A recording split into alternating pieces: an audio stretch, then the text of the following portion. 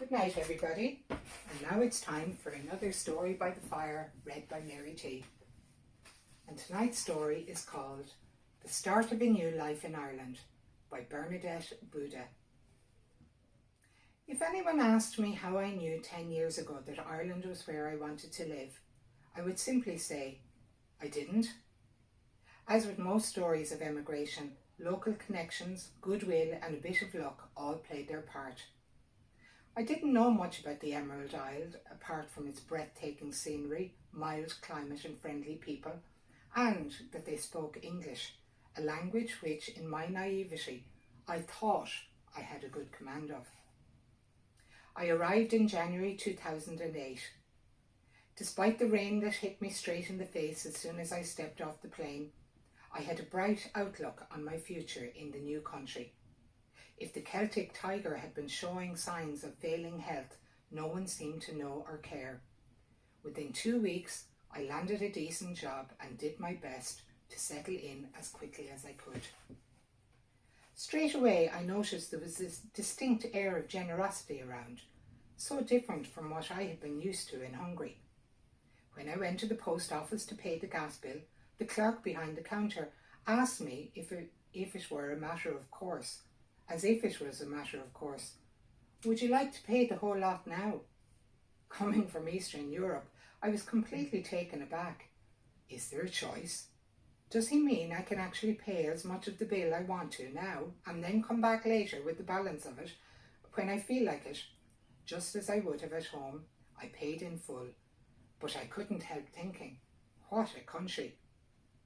Another sign of abundance was the number of babies being pushed around in buggies. Those same buggies laden with shopping bags full of new clothes. The demographics of Ireland were clearly in a healthy state, and people had enough disposable income to go on a shopping spree on a weekly basis. I too soon joined the masses. On the shopping sprees. As far as rearing the future generation is concerned, I have to admit I didn't make any contribution.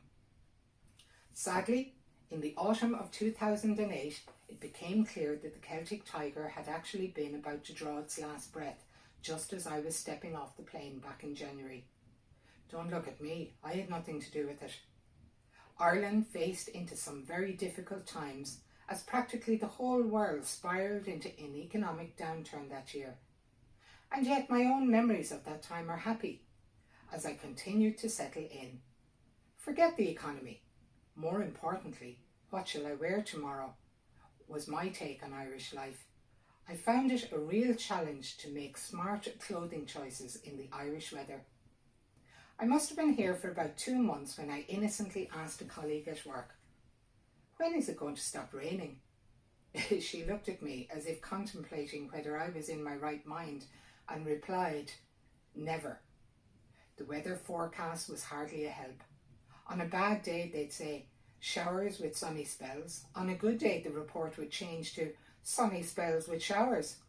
I learned to dress like an onion and carry around half of my wardrobe, including spare shoes and a raincoat, to counteract the sometimes horizontal Irish rain. Right from the early days, I could tell Irish and non-Irish apart just by what they were wearing. On a sunny day, ladies in tights. Definitely not Irish.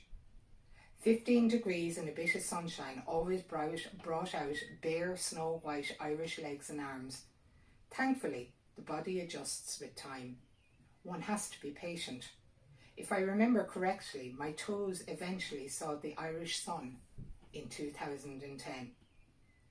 Another vital part of my adjustment process was getting the hang of the Irish accent and turns of phrase. If I liked some colloquialism I heard, I incorporated it into my chat.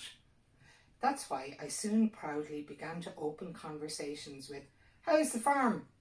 When I first heard it, I thought, isn't that a lovely phrase? It seems to hail from olden days when most people had had their own farms in the countryside.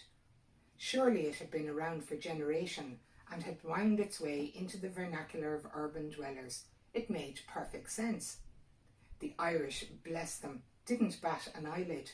Never mind anyone ever enlightening me that it's not the farm, for heaven's sake, but the form.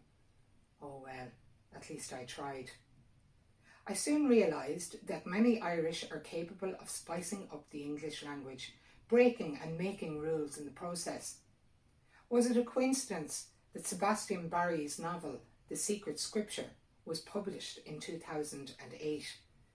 You cannot often say about a book that its sentences touch the deepest chords in your heart, even though you are describing senses and notions that are alien to you. This book did just that. It deepened my understanding of my adopted country and gave me an appreciation for Irish literary talent. I went on to discover Roddy Doyle, Frank McCourt, John Banville and Edna O'Brien, and from there some of the new writers now making waves on the literary scene. So, in my first 10 years here, a lot of reading, a lot of talking, and a lot of getting rained on. I can think of worse ways to get to know and love a country. Good night, everyone.